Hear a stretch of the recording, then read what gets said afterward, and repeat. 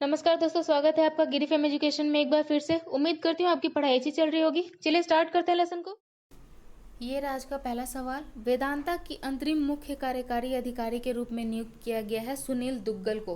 वेदांता के internal CEO जो हैं ये बने हैं सुनील दुग्गल।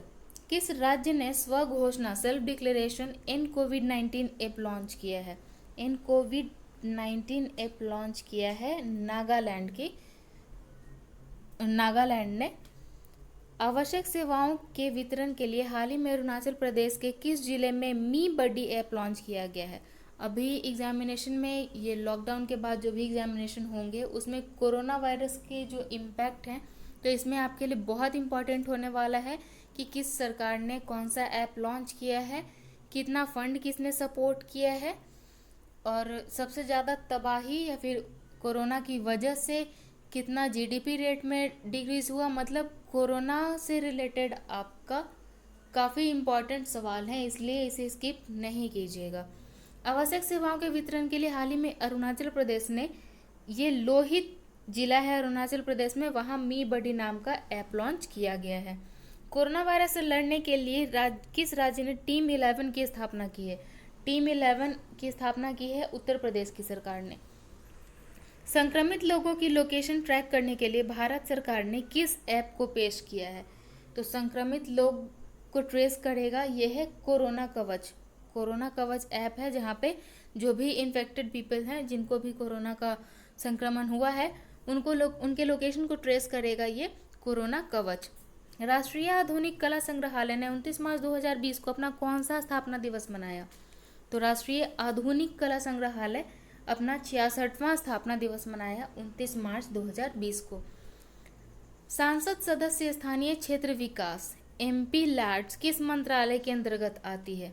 यह आती है सांख्यिकी और कार्यक्रम कार्यान्वयन मंत्रालय के तहत। बाल्टिक समुद्र एक किस तरह का समुद्र है? बाल्टिक समुद्र भूमध्य सागर समुद्र है। सरकार द्वारा प्रवर्तित national investment and infrastructure fund NIIF के माध्यम से भारत की बुनियादी ढांचे में किस बैंक ने 10 करोड़ डॉलर निवेश करने की घोषणा की है? NIIF में ये करेगी एशियाई बैंक, एशियाई विकास बैंक, एशियन डेवलपमेंट बैंक ने कहा है कि ये अपना 10 करोड़ रुपया इन्वेस्ट करेगी। कहाँ? NIIF में। NIIF के माध्यम से भारत के बुनियादी ढांचे में ये 10 करोड़ रुपए इन्वेस्ट करने की घोषणा की है एशियाई विकास बैंक, एशियन डेवलपमेंट बैंक ने। और एशियन डेवलपमेंट बैंक का हेडक्वार्टर कहाँ है और इसके अभी अध्यक्ष कौन है, ये आप कमेंट बॉक्स में बताइएगा। निम्नलिखित में से कौन सा संगठन जो है बहुरोगी वेंटिलेटर विकसित कर रहा है? ये DRDO कर रहा है।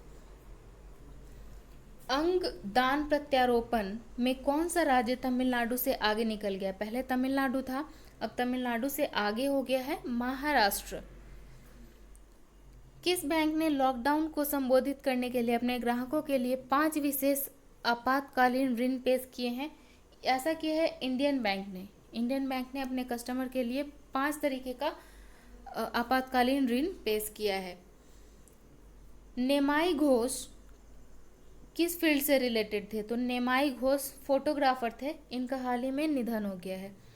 किस देश का 750 किलोमीटर रेंज वाली बाबर 2 सबसोनिक मिसाइल लॉन्च करने का प्रयास विफल रहा?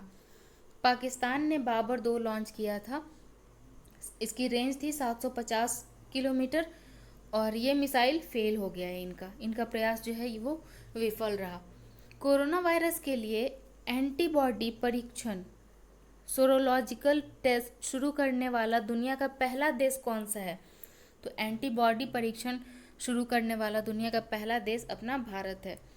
किस राज्य ने BBMP बिल 2020 पास किया है जो नगर पालिका प्रशासन के विभिन्न स्तरों में जनता की भागीदारी को सक्षम बनाता है?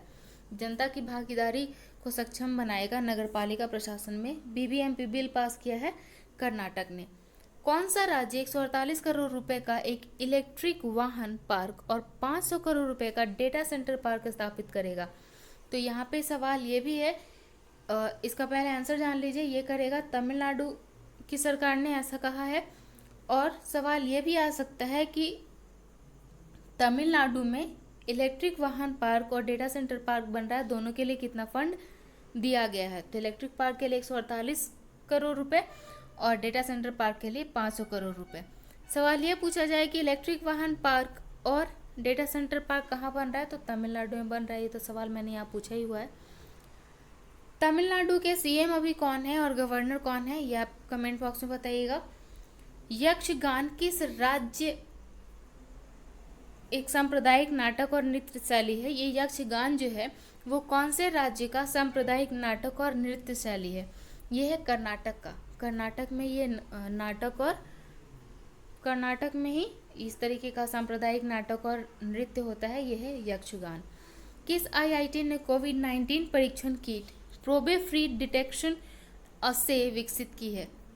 तो ये किया है आईआईटी दिल्ली ने। आईआईटी दिल्ली ने प्रोबे फ्री डिटेक्शन ऐसे डेवलप किया है। ये क्या करेगा? कोविड-19 का परीक्षण करेगा। ये इस तरीके का किट बनाया गया है। ये किट है प्रोबे फ्री डिटेक्शन ऐसे, आईआईटी दिल्ली के द्वारा। तो उम्मीद करती हूँ आपके लिए लेसन रिलेवेंट रहा होगा। अच्छा लगा है तो एक लाइक ज़रूर कीजिएगा और दोस्तों के साथ भी शेयर कीजिए ताकि उनकी प्रिपरेशन में भी उन्हें हेल्प मिलती रहे। चलिए दोस्तों, मिलते हैं अगले लेसन में। Thank you, have a nice day.